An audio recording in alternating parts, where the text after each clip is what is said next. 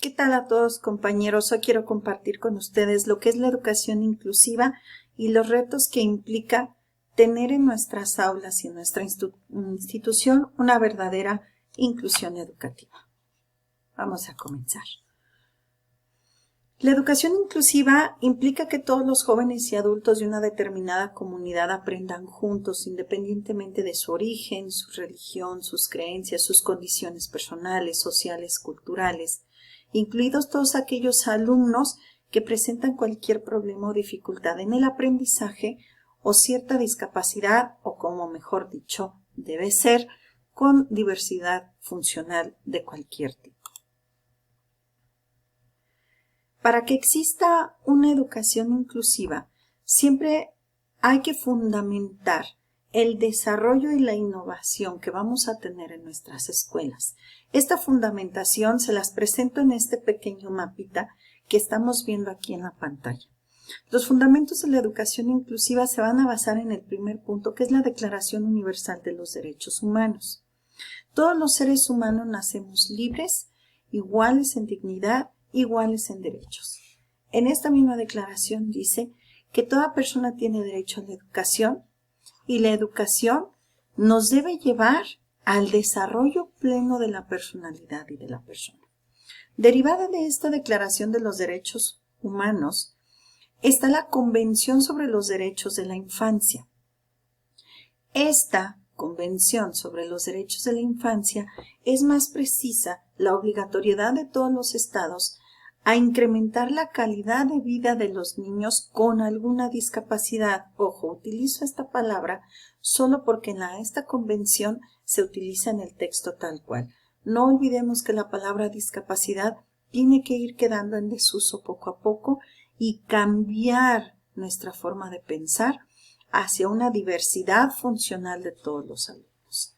Sin embargo, avanzando pues en esto, vemos que en esta Convención sobre los Derechos Humanos, todos los estados adquieren un compromiso por la educación inclusiva. Es decir, que hay que asegurar el acceso efectivo a la educación de todos los y las niñas de todos los estados miembros de esta Convención sobre los Derechos Humanos. De aquí se hizo una conferencia mundial sobre los derechos de la educación para todos. De esta conferencia se obtuvo como resultado el compromiso de todos los estados miembros para satisfacer todas las necesidades de aprendizaje. Cuando hablamos ya de necesidades de aprendizaje, quedan de lado los niños que presentan alguna diversidad funcional, problemas de aprendizaje y aquellos que eran denominados neurotípicos. No olvidemos que las necesidades del aprendizaje son especiales, puesto que cada uno de los niños son especiales per se. Ningún niño es igual a otro. De ahí la importancia en esta conferencia mundial de que el compromiso de los Estados miembros es satisfacer todas esas necesidades, con o sin dificultades en el aprendizaje.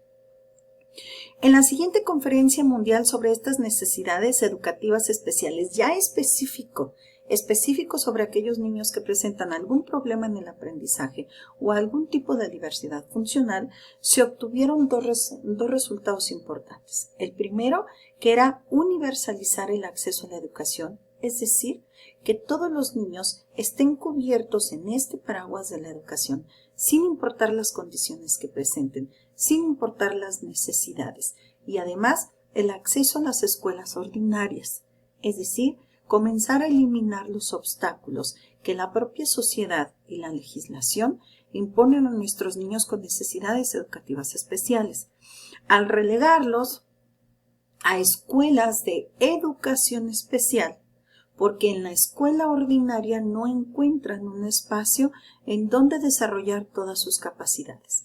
De esta conferencia mundial, entonces, uno de los resultados y de las propuestas más importantes es el acceso de todas y todos los niños a una escuela ordinaria y que sea la escuela la que adapte todo su sistema a los diversos tipos de necesidades que todos y cada uno de los y las niñas presentan.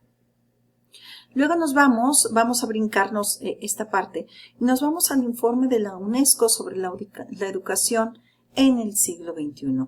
Dice que todos los niños aprenden juntos independientemente de sus condiciones. Y ha habido estudios importantes en donde niños con todas las condiciones son integrados en una escuela ordinaria y aprenden sobre todo empatía, habilidades socioemocionales y aprenden a allanar el camino para todos aquellos que tienen alguna dificultad en el aprendizaje. De ahí la importancia de tenerlos juntos, puesto que juntos aprenden mejor, unos de otros.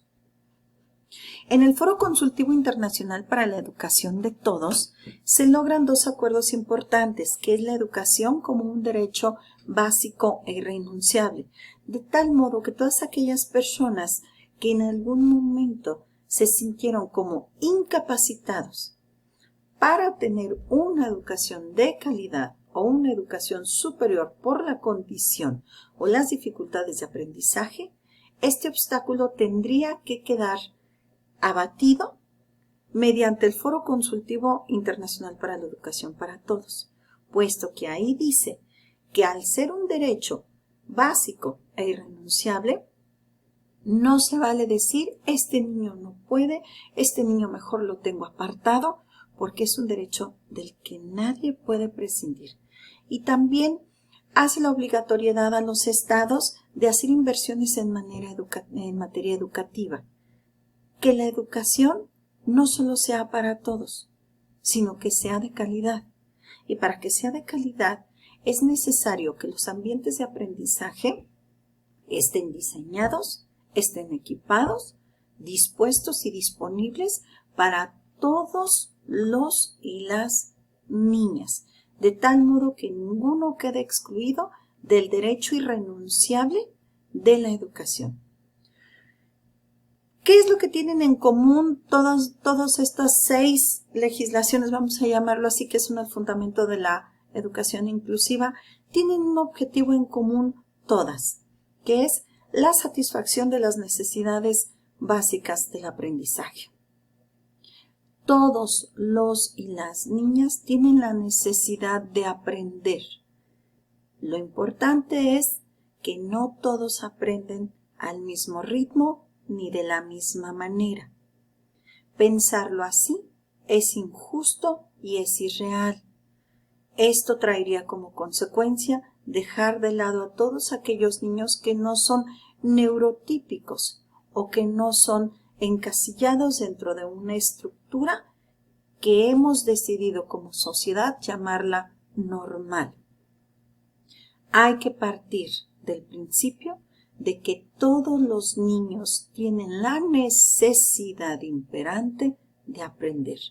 Entonces el sistema educativo se tiene que adecuar para otorgarle los medios para que este niño aprenda a sus intereses, a su ritmo y de acuerdo a las condiciones propias de él. ¿Cuáles son los principios de la educación inclusiva entonces? Hay que pensar en que tenemos que aceptar primero la comunidad. No se puede pensar una educación inclusiva sin pensar en una comunidad.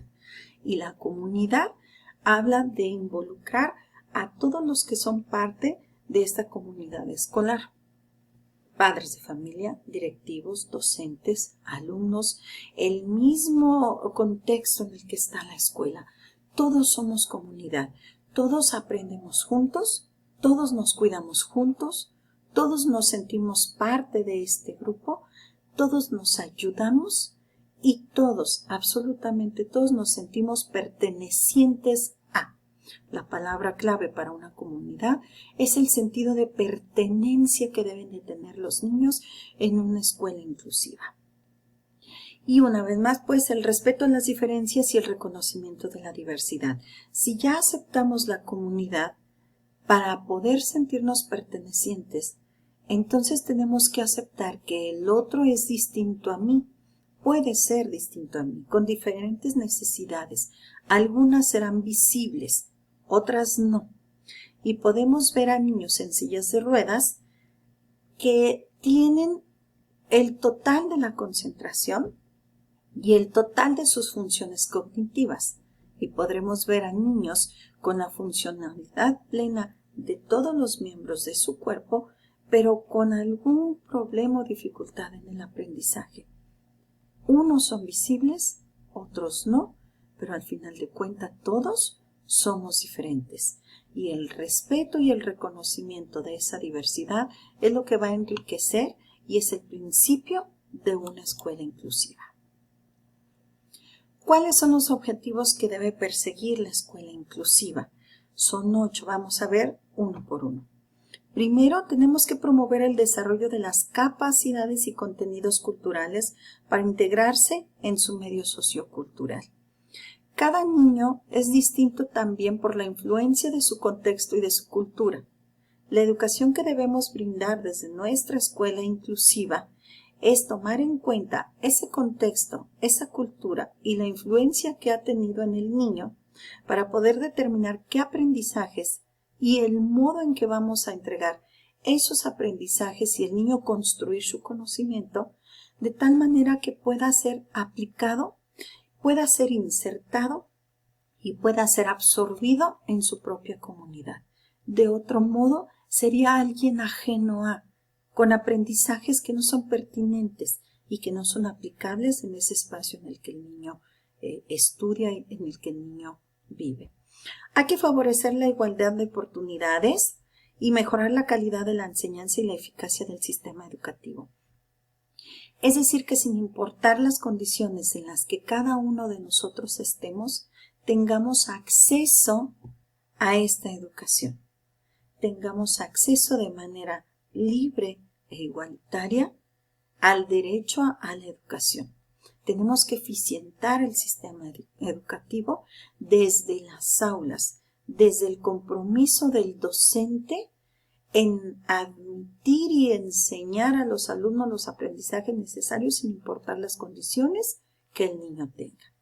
También tenemos que impulsar la democracia y la justicia, oportunidades para todos.